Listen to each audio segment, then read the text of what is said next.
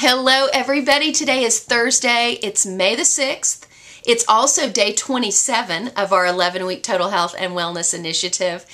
And I just wanted to carry on today with the topic that we've been touching on all week, which is how you can create and add more beauty into your daily lives in ways that don't necessarily cost any money at all.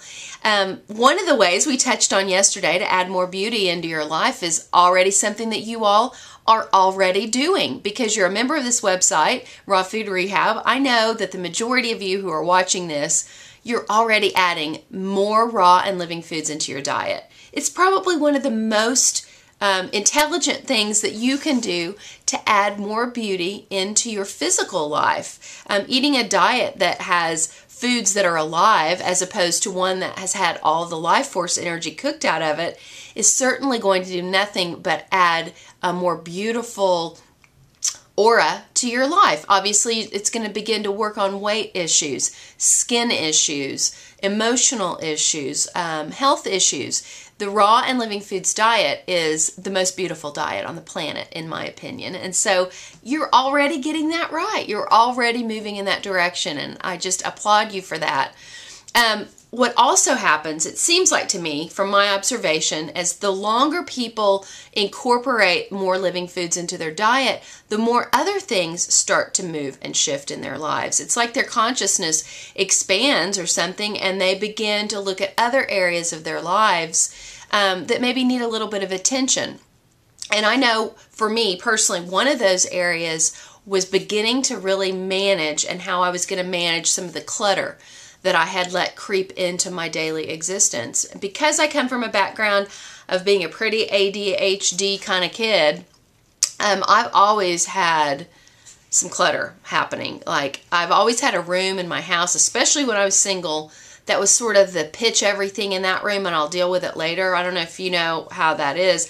I no longer have the luxury of having a whole room where I can just dump things in, which is a blessing. But I do have a junk drawer. And I do have a table that I have mail piled up on. And I do have a corner area where I have magazines that I've saved because I want to clip out an article or a recipe or whatever. And I know that many of you have those little things too. And so that's what I'm working on right now. And I thought maybe some of the stuff that I'm working on might help some of you all, because I know that clutter is not necessarily just stuff, but clutter can be stuff that's going on up here. And I thought it was really interesting, and I won't go into the details, but I had a phone call from a friend this morning who I haven't talked to in a long time, and we just started sharing some of our personal experiences and catching up on some things. And I noticed that as I downloaded information and she received the information and we were able to talk and have a meeting of the minds, even though some of the stuff we were talking about was difficult for me to share, I noticed that when I got off of that phone call, it was like that there was this little, I realized that there had been this heaviness that I had sort of been carrying around that I didn't know I had been carrying around. And having released some of that mental clutter and like just putting it out there, I felt a new sense of lightness. So it was a mental thing that I just hadn't gotten clarity on something in my thinking, and being able to talk about that with someone who really understood was like, it was a mental house cleaning this morning. It was so awesome. And if you're watching, friend, you know who you are. Thank you so much for taking the time to be available and giving me the space to do that this morning. So, and so when I got ready to make this video, I was just sort of struck by the fact that clutter can be so much more than just mail piling up in our house. But underneath this video, I have put some information that I have collected from different places that's gonna help you with working on clutter if that's an issue in your life. Some of you guys are OCD probably and your house is spotless, but I know that there's a whole other group of you out there that probably could benefit from turning loose of some things. I heard the most brilliant idea when I was speaking this last weekend at an event, which I talked to you about, the event in Manford, the health fair. One of the presenters said something that I just thought it was so simple, but it was so brilliant. She said that she really, really, really wanted I think it was a dehydrator. I think that's what she was wanting.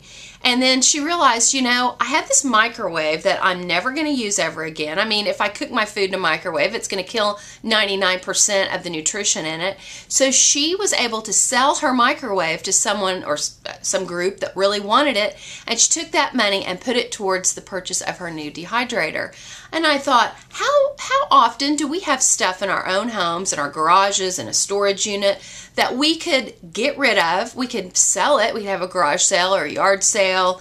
And so I hear so many of you guys, I've been one of them, who needs to buy a Vitamix, or you really want a new food processor, or, you need a new kitchen knife. It's totally whatever's going on in your life. But maybe if we liquidate some of the stuff that we are never going to use again and sell it, we could probably get the money together that we need to be able to buy some of these things. It's just an idea. But these are some of the things that I want to get your mind stimulated in thinking about. What's cluttering up your life? What can you do to begin etching away at some of that, whether it's physical clutter or emotional, mental, or spiritual clutter? And I'd love to hear ideas. I know a lot of you guys have already done work in this area. Some of you may have some additional ideas other than what I'm sharing, and we really would love to hear what those things are. Things that you've done that's worked well for you. We'd love to hear about it. And I'll be back with you tomorrow for another episode of Foodie Friday. I love you, and I'll see you then. Bye.